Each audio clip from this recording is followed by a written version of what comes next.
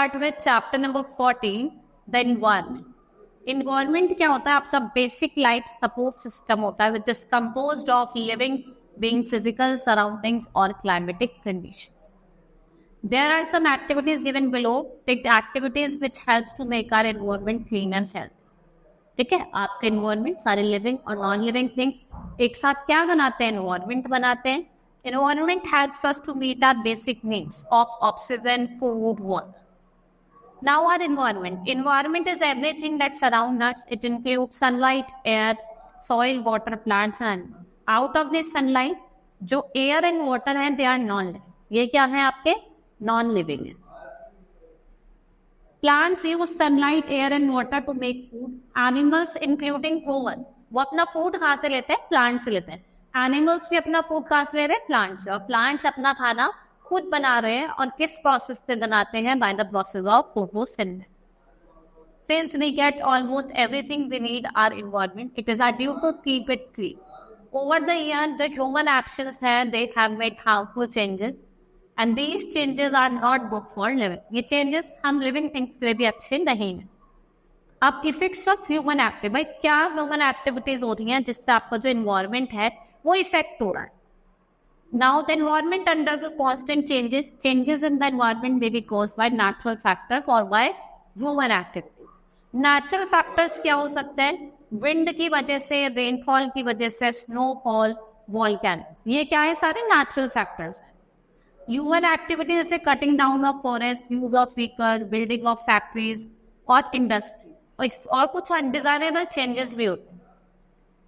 Human beings have cut down forests and other green area to build their homes nearby, जिससे आपके जो land available है plants और animals के लिए वो reduce हो जाता है. As the world is becoming more and more crowded, जिससे over population हो रही है और environmental problem क्या हो रही है? बहुत ज़्यादा serious problem. One of the main effect of human activities is pollution of the environment. और जो pollution है वो introduction है substances के जो हार्मफुल है हमारे एनवायरनमेंट के लिए. Now pollution, air pollution, water pollution, soil pollution, they are the types of pollution. Now I will tell you one by one about all the pollution. Air pollution, जब आपका release होता है pollutant जैसे smoke, dust, pesticide और harmful gases का air. Air pollution is cause mainly due to burning of fuels, are means of transportation running on petrol and diesel. ये क्या release करता है? स्मोक को और harmful gases. Effects of air pollution, polluted air is harmful. जब आप breathe करेंगे आपको लंग डिजीज हो सकती है, अस्थमा जैसी प्रॉब्लम हो सकती है. Air pollution also causes global warming. जब लेवल है कार्बन डाइऑक्साइड का इन द एटमॉस्फेयर इंक्रीज, ये हीट को अलाउ करता नहीं है. नेक्स्ट है steps to control air pollution. अब कुछ स्टेप्स मैं आपको बताऊंगा जिससे आप एयर पॉल्यूशन को कंट्रोल कर सकते हो. Plant more and more trees, और सिंस ट्रीज क्या होते हैं वो इनरिच करते हैं आपकी एयर को विद ऑक्सीजन. ऑटोमोबाइल्स, आप ऑटोमोबाइल्स को रेगुलरली चेक करेंगे. फैक्ट्रीज और थर्मल पावर जो स्टेशन होते हैं उनको एडवाइस करा जाए कि आप गैसेस को और केमिकल को ट्रीट करें. We should use fuel like CNG, जिससे कम एयर पॉल्यूशन होता है. Water pollution, you know that how important water is to all living, but it is getting more and more polluted day by day. ठीक है, water also get polluted when sewage from houses, chemical waste from factories flows into the rivers, lakes, fertilizer, pesticides. और wet water किस वजह से pollute हो रहा है? एक तो sewage in human and animal waste. ठीक है, जो water में रिलीज हो रहा है विदाउट एनी ट्रीटमेंट, उससे भी पॉल्यूशन हो रहा है. केमिकल्स, अगर पेस्टिसाइड्स और फर्टिलाइजर्स का यूज हो रहा है फार्म्स में. Ships which carries out oil, वो रिस्पॉन्सिबल है किसके लिए? वाटर पॉल्यूशन के लिए. ठीक है, व्हेन वी बाथ और wash cloth and utensils in the river, उससे भी क्या रहा आपका वाटर पॉल्यूट हो रहा है. Effects of water pollution, water pollution is harmful for the health of humans and animals. एक तो ये हमारे ड्रिंकिंग वाटर को उसको पॉल्यूट कर रहा है, जिससे आपको डिजीज हो सकती है डायरिया, कॉलेरा और टाइफाइड. एक्वेटिक प्लांट लाइफ भी आपकी इफेक्टेड है बाय वाटर पॉल्यूशन, और इससे जो आपका किस पे इफेक्ट पड़ रहा है? Aquatic animals.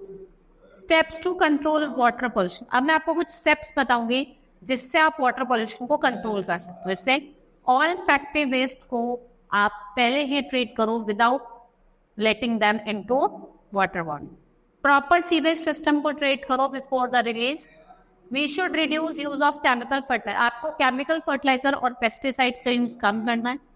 Waste should be dump directly into water body. आपको अपने क्लोथ्स या पेंसिल्स को रिवर वाटर में वॉश नहीं करें। Now soil pollution. Soil is precious natural resource. Without soil, no plants will be there, and ultimately no life will be there on the earth. Plants को हम किसकी मदद से ग्रो करते हैं? Soil. Animals depend upon plants. अगर soil pollute हो जाएगी, जो हमका harmful material है वो डिपॉजिट हो जाएगा soil में। और वेस्टेज जो होते हैं वो आपकी कितने तरीके के होते हैं? 2 तरीके के, बायोडिग्रेडेबल वेस्ट और नॉन बायोडिग्रेडेबल।